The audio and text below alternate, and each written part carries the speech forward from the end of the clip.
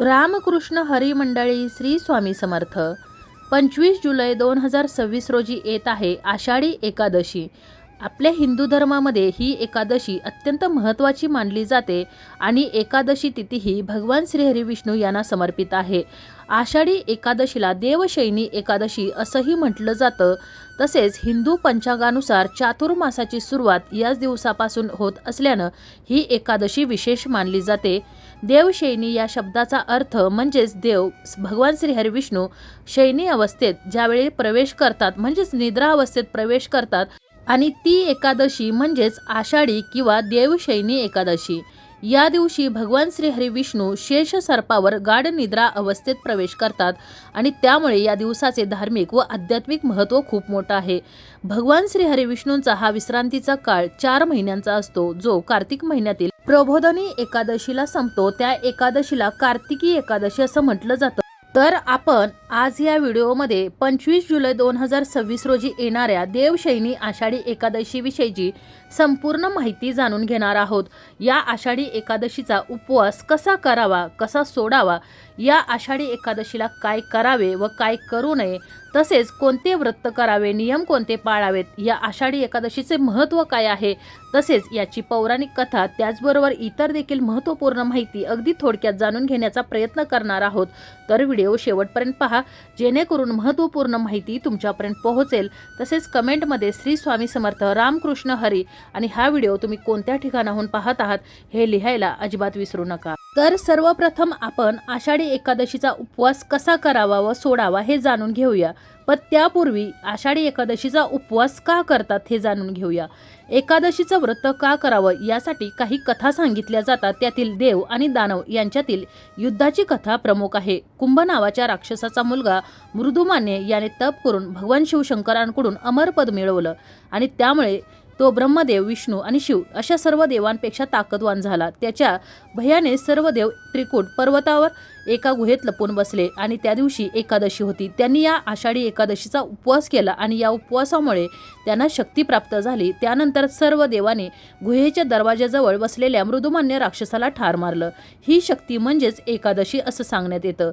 एकूण एकादशी व्रतामागे अनेक कथा असल्या तरी त्यामागचा उद्देश हाच की सर्वांचं कल्याण व्हावं. एकादशीचे व्रत न करणाऱ्यांची अधोगती होते अशी भावना वारकरी संप्रदायात आहे. आपल्या हिंदू संस्कृतीमध्ये उपवासाला अनन्यसाधारण महत्त्व आहे. उपवास म्हणजेच अन्न, पाणी आणि सर्व भोग वर्ज्य करून राहणे. परंतु सर्वसाधारणपणे उपवासाचा अर्थ हलका व कमी आहार घेणे असा गृहीत धरला जातो. तसेच वेदवचनाचा आधार घेऊन यज्ञ, दान, तप आणि उपवास हे परमेश्वर प्राप्तीचे 4 मार्ग असे सांगितले जातात. तर एकादशी तिथीला भात खाण्यास म्हणजे तांदळापासून केलेला कोणताही पदार्थ खाण्यास सक्त मनाई आहे आणि याची एक पौराणिक कथा देखील सांगितली जाते. जर तुम्ही निर्जला व्रत करत असाल तर निर्जला व्रतामध्ये पाण्यासह कोणतंही अन्न ग्रहण केलं जात नाही आणि हा उपवास कठीण आहे. त्यामुळे आपल्याला शक्य होईल त्याप्रमाणे हा उपवास करायचा आहे. उपवास करत असताना उपवासामध्ये फळे, दूध, दही, साबुदाणा, राजगिरा, शिंगाड्याचे पीठ यासारखे उपवासाचे पदार्थ खाऊन देखील तुम्ही हा उपवास करू शकता. त्याचबरोबर सात्विक उपवास म्हणजेच एक वेळ सात्विक भोजन करून आणि उपवासाचे नियम पाळून देखील एक उपवास केला जातो. तर हा उपवास करताना फळामध्ये केळी, सफरचंद, पेरू, द्राक्षे, संत्री, डाळिंब, दूध, दुधापासून बनवलेले पदार्थ, त्याचबरोबर साबुदाण्यापासून बनवलेले पदार्थ तुम्ही खाऊ शकता. बटाट्याची भाजी, बटाट्याची चिप्स खाऊ शकता. त्याचबरोबर ताक, लिंबू सरबत, नारळ पाणी, फळांचा रस, जिरं, सैंधव मीठ, काळे मिरी ह्या उपवासामध्ये तुम्ही खाऊ शकता. परंतु जसं की गहू, तांदूळ, ज्वारी, बाजरी, मका, डाळी, कांदा, लसूण हे पदार्थ सात्विक मानले जात नाहीत आणि त्यामुळं चुकूनही ह्या ज्या वस्तू मी आता जे पदार्थ सांगितलेले आहेत, गहू, तांदूळ, ज्वारी, बाजरी, मका, डाळी, कांदा, लसूण हे चुकूनही या एकादशीच्या उपवासाला खायचं नाही. त्याचबरोबर उपवासाच्या पदार्थासाठी जे तुम्ही मीठ वापरता तर ते देखील सैंधव मीठ वापरायचं आहे. त्याचबरोबर पालक, मेथी, फ्लॉवर, मटार आणि गाजर या भाज्या देखील या उपवासाला खायच्या नाहीत. व्रत करणाऱ्यांसाठी मांसाहार, मद्यपान, तंबाखू हे देखील पूर्णपणे वर्ज्य केलेलं आहे. त्याचबरोबर उपवास आता कसा सोडायचा तर उपवास दुसऱ्या दिवशी म्हणजे द्वादशीला सकाळी पारणा वेळेत सोडायचं आहे. पारणा वेळेत स्थानिक पंचांगानुसार आपल्याला पाहायचे आहे आणि त्यावेळेस सोडायचे आहे. आपल्याला उपवास सोडण्यास पूर्वी सर्वप्रथम विठ्ठलाची पूजा करून घ्यायची आहे. दान धर्म शक्य असेल तर करायचं आहे. सात्विक भोजन घ्यायचं आहे, जसं की वरण भात, दही भात किंवा साधी भाजी, पापड. प्रथम हलकं अन्न घ्यायचं आहे, जेणेकरून आपल्या पचन संस्थेला त्रास होणार नाही. आणि उपवास सोडताना प्रथम पाणी प्यायचं आहे, ताक किंवा फळांचा रस घ्यायचा आहे आणि त्यानंतरच तुम्हाला भोजन करायचं आहे. आणि भोजन करताना सर्वप्रथम कोणताही गोडाचा एक पदार्थ खायचा आहे. तुम्ही खीर खाऊ शकता किंवा पुरणपोळी खाऊ शकता किंवा कोणताही गोड पदार्थ खायचा आहे. आणि त्यानंतरच तुम्हाला हा उपवास एकादशीच्या दुसऱ्या दिवशी म्हणजे द्वादशीला विठ्ठलाची पूजा करून पारणं फेडून मगच करायचं आहे. तर एकादशीचे व्रत कसे करावे हे जाणून घेऊया. तर वर्षभरातील सर्व एकादशींमध्ये आषाढी एकादशीचे विशेष महत्त्व असून या दिवशी उपवास केला जातो. एकादशीचा हा दिवस भगवान श्री हरिविष्णू यांना समर्पित असतो.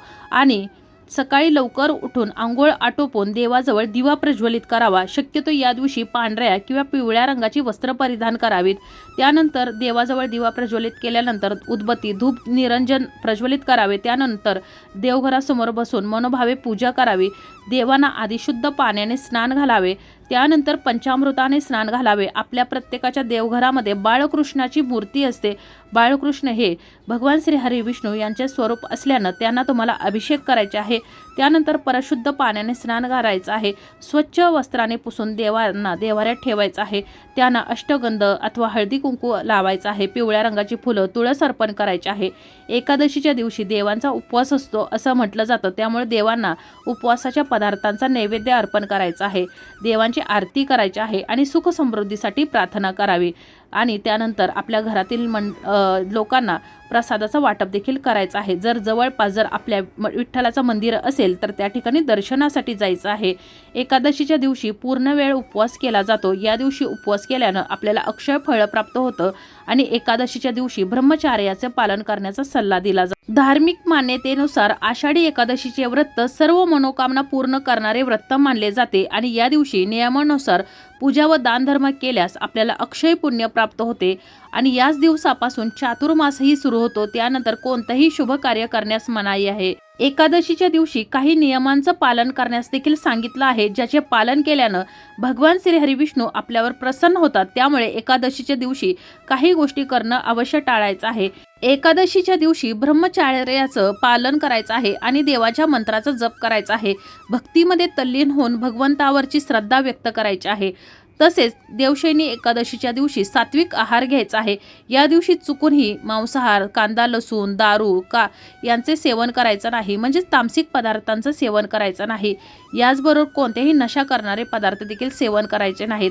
या दिवशी कोणाशीही वाईट वागू नये, कोणाचाही अपमान करू नये, कोणाबद्दलही वाईट विचार करायचा नाही. या दिवशी भगवंताच्या नामस्मरणात तल्लीन व्हावं. भगवान श्री हरिविष्णू यांची कथा ऐकावी, मंत्राचा जप करावा, विठ्ठल हरिनामाचा जप करायचा आहे आणि आपला संपूर्ण दिवस हा भगवंताच्या भक्तीत घालवायचा आहे.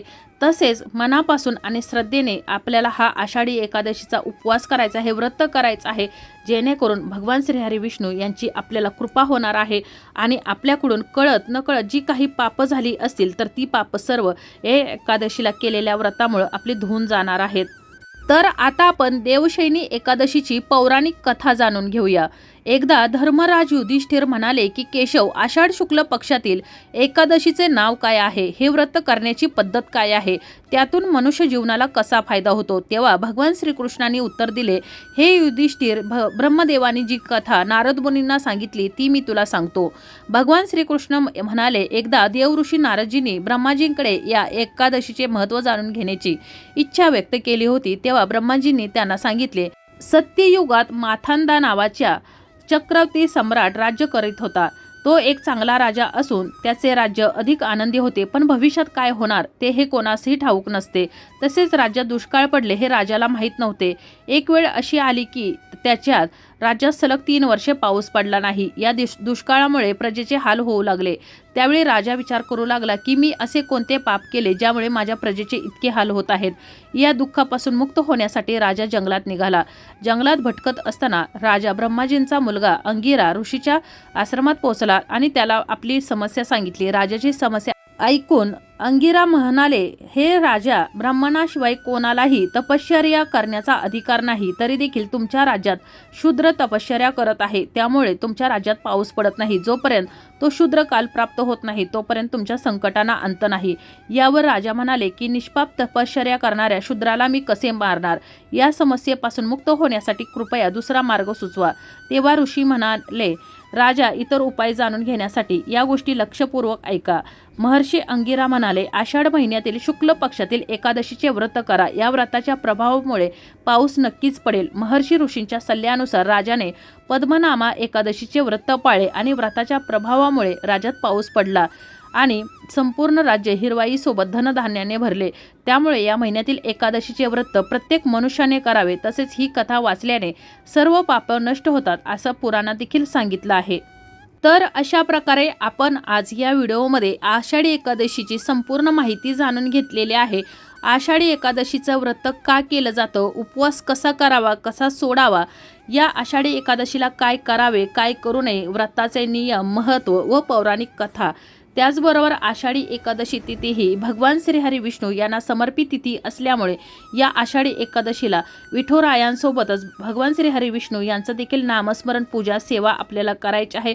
जेणेकरून आपल्याकडून कळत नकळत जी काही पापं झालेली आहेत, ज्या काही चुकीच्या गोष्टी झालेल्या आहेत, तर त्यातून आपल्याला मुक्ती मिळणार आहे आणि त्यासाठीच आपल्याला हे आषाढी एकादशीचं व्रत करायचं आहे.